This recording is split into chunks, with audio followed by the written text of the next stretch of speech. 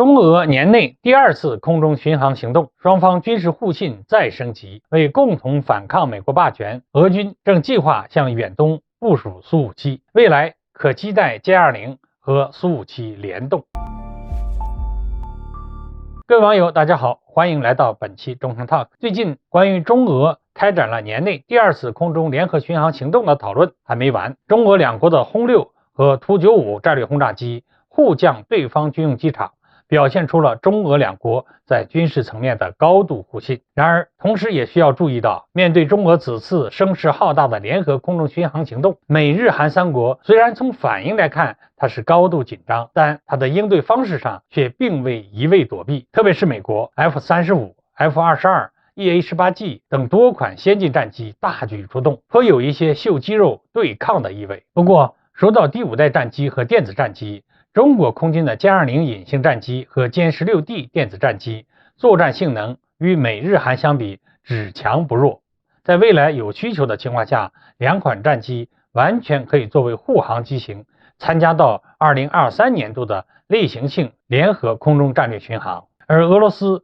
虽然自苏联解体以来先进航空装备发展缓慢，但是在反击美国霸权上，曾经的老大哥应该不会让中国独自应对美国5代机包围圈。根据美国战区网站的最新消息俄军第23战斗机团将成为俄罗斯空军首支换装苏57战斗机的部队。该航空团的副团长披露，第23战斗机团目前正在进行苏57隐形战机的相关培训。值得一提的是第23战斗机团属于俄罗斯东部军区，是俄罗斯的精锐空军部队，部署基地主要用于威慑监视日本。目前该团部分分队不仅正在参加乌克兰冲突，还在日俄争议的千岛群岛上部署有苏35战斗机分队。如今呢，在这个微妙的时间节点，第23航空团率先准备接收苏57战机，不仅能表现出俄罗斯空军对该团的重视，同时也能看出俄罗斯已经认识到，在面对美日韩三国强大的空中力量时，苏30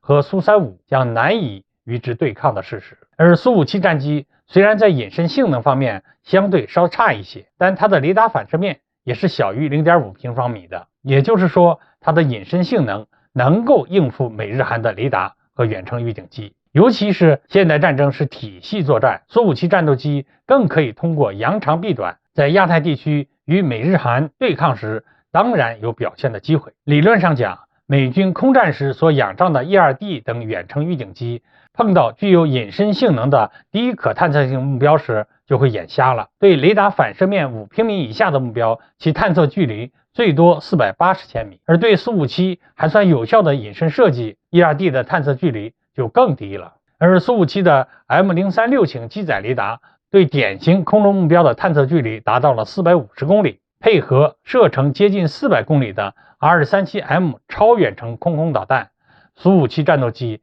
可以轻而易举地在超视距作战中打掉美国海空军的空中预警指挥节点。届时呢，再由歼-20隐形战斗机专心应对 F-35，而苏57呢，继续在敌方雷达视距外降维打击美日韩装备的其他4代战机。所以两款战机互相配合，扬长避短，完全可以在潜在的东亚地区冲突中突破以美日韩为主的岛链体系。而且由于近年来美日韩在亚太地区步步紧逼，试图在东亚搞小北约，未来中俄两国在军事层面将会更加互信，这几乎是必然的。相信在不远的将来，苏57会像图95MS 降落杭州一样来到中国，与中国空军歼-20隐形战机共同在东海巡航。好，各位网友，今天这个话题我们就聊到这儿，欢迎大家关注留言，我们下期再见。